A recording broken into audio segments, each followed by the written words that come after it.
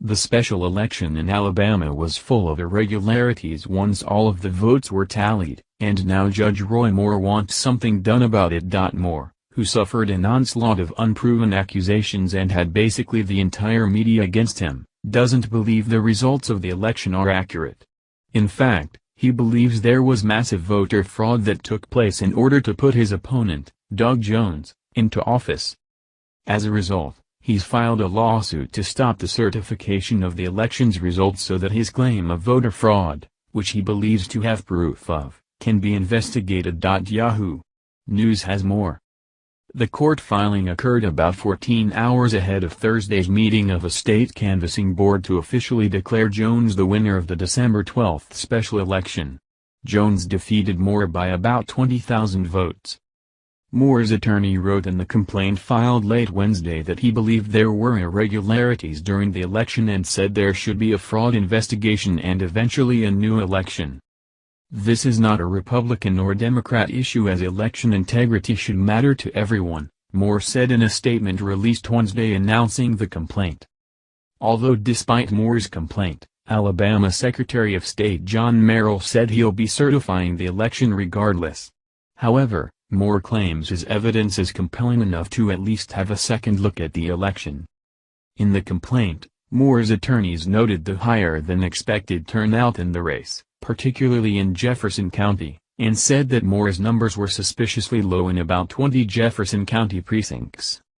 According to the Washington Examiner, Moore also took and submitted a polygraph test to Merrill that he says proves he didn't commit the crimes he was accused of.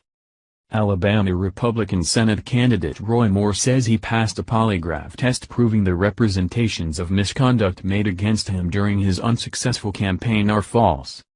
Also provided in the complaint is an affidavit from Judge Roy Moore stating that he successfully completed a polygraph test confirming the representations of misconduct made against him during the campaign are completely false, the Moore campaign said in a statement Thursday.